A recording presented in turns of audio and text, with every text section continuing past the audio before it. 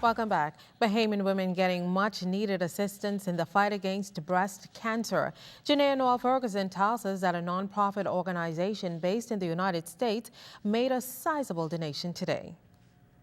The relaunch of the breast cancer program brought together government officials, local cancer awareness groups, and officials from the global leader for breast cancer movement, Susan G. Komen International. Founder and ambassador Nancy Brinker made a special announcement that would help to improve cancer education in the Bahamas. Susan G. Komen will deepen our support of the government's efforts by awarding a grant of $50,000 in support of the local NGO Breast Cancer Consortium. This program will be led and implemented by Sister Breast Cancer Support Group in collaboration with Princess Margaret Hospital Foundation and Cancer Association of the Grand Bahamas. It's supported by the Ministry of Health, Marathon Bahamas, One Eleuthera, and the wider community.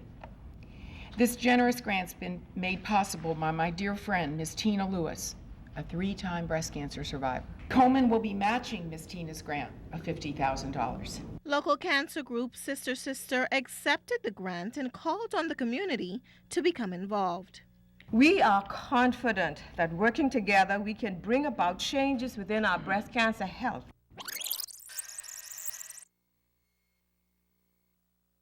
Apologize for that. The Bahamas is making strides in the fight against HIV/AIDS. However, there are some challenges. Carla Palmer tells us that additional monies are needed to continue the fight.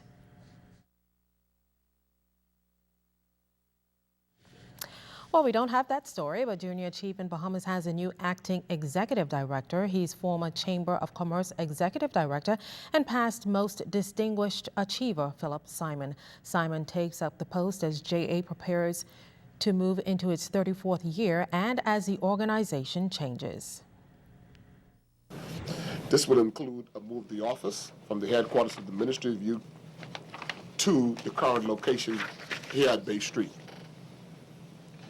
We are happy to inform you that the Executive Vice Chairman, Mr. Philip Simon, formerly from the Chamber of Commerce and a past most distinguished achiever, has agreed to act in the capacity of Executive Director. We encourage businesses to not only sponsor a JA program or a JA school club, but to give of their time towards mentoring our nation's youth.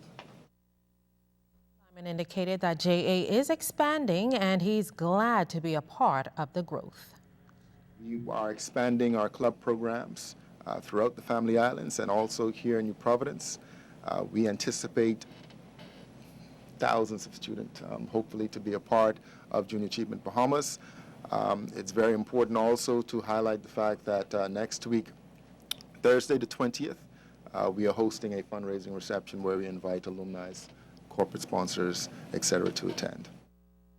Now, the organization also presented 42-inch televisions to C.W. Sawyer and D.W. Davis for having the highest enrollment in JA. Officials at the Simpson Penn School for Boys are implementing more programs which would assist those young men in turning their lives around. Acting Superintendent Darrell Hall says this is necessary so that the boys can become more productive. We're looking at implementing some programs. At least we're now re-engaging in some older programs.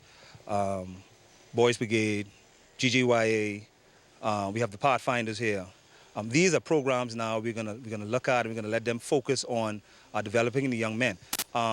Me just moving in the position as acting superintendent, we're gonna focus a lot on rehabilitation, not just detention, which is received in the public realm.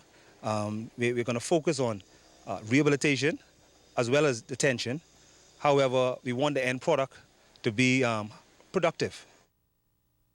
The Good Samaritan Senior Citizens Home needs your financial support, and as Fern Carey tells us, those monies will assist in repairing the roof. The Good Samaritan Senior Citizen Home has been a fixture in Yellow Elder Gardens for years, providing a permanent home for the elderly, some of whom have nowhere else to go after being abandoned by relatives. And with a policy in place that ensures no senior citizen is turned away, Director of the home, Dr. Kendall Capron, says ensuring that everyone is adequately housed can be a challenge. It's one of the reasons why Capron is appealing to the public for help to fix a leaky roof in one of the bedrooms. Capron says it's been that way for over a year, forcing him to relocate some of the residents. When it rains, it's just like in some of the rooms, just like you're outside, because the water just pour down in. We should have fixed the roof first, but we had some other concern that we needed to take care of. So we needed to take care of that concern so that the elderly could live a little better. 30 senior citizens live at the home with 4 staff members providing care. However, Capron says an additional 6 staff members are needed to ensure residents get optimal care, and he's appealing to the government for help. Please, please send me the staff to work for me. Please send the staff that I requested before this government came into power.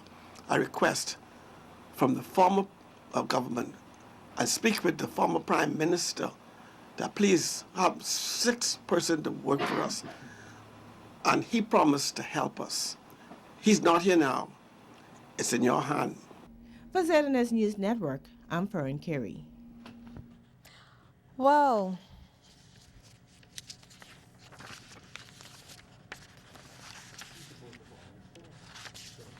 in case you didn't know, it's International Friendship Day. That's according to the Ruatan National Fellowship Group.